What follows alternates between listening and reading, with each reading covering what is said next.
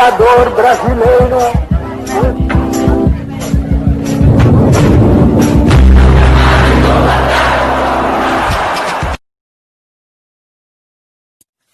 E aí, galerinha, beleza? Tudo bem com vocês? Espero que sim. Professor Bruno vem na área para dar seguimento às nossas aulas de história. E o tema da aula de hoje é período colonial. Lembrando a aula passada, quando eu trabalhei com o tema período pré-colonial, eu falei que, de acordo com o Tratado de Tordesilhas, Portugal e Espanha eram os únicos detentores de terra na América. Entretanto, outras nações contestavam esse tratado.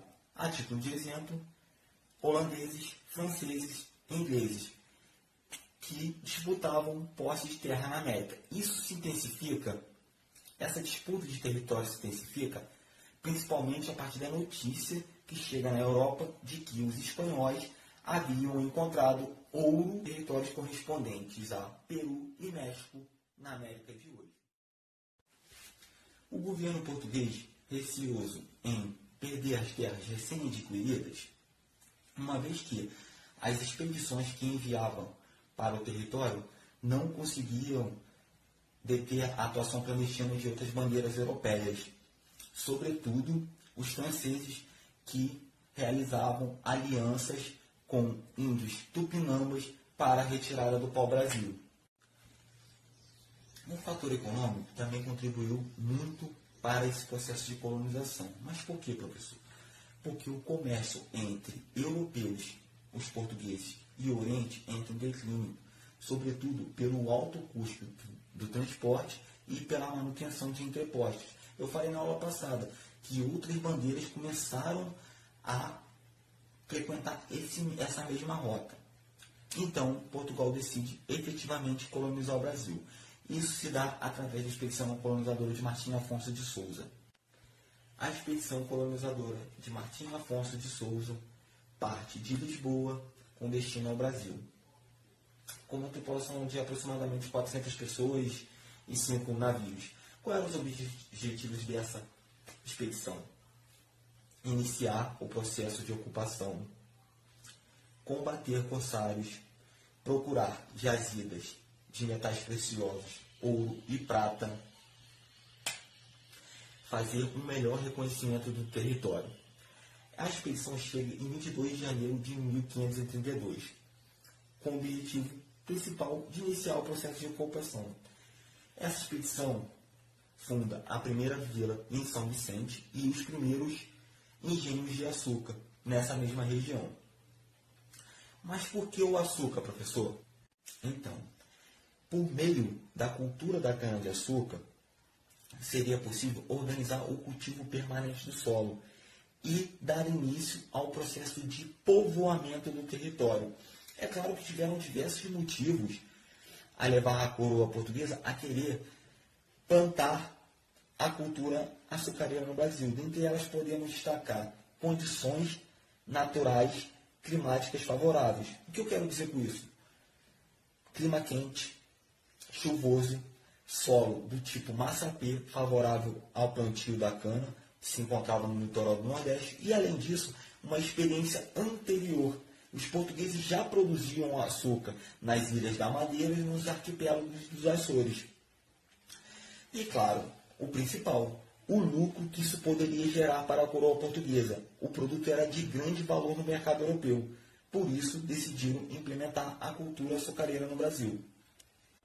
É claro que, além da experiência anterior e do capital empregado para a produção e plantação da lavoura canavieira, do açúcar, era necessário um grande efetivo de mão de obra. No primeiro momento, essa mão de obra se deu de origem indígena, através da escravização, para a empresa açucareira. Contudo, a partir do século XVII, houve uma grande redução da população indígena. Isso em virtude de guerras contra colonos e contra os próprios indígenas e sucessivas epidemias que vitimavam os indígenas. Assim, Portugal, utilizando-se de uma experiência que já havia sido empregado na sua região metropolitana e nas ilhas das Atlânticas, optou pela escravização africana. Mas por que, professor? Por que a escravização africana e não a indígena? Então, esse é um debate historiográfico que tem diversos pontos de vista de diferentes historiadores. Eu vou trazer algumas visões de alguns porquê da mão de obra escrava africana e não da indígena.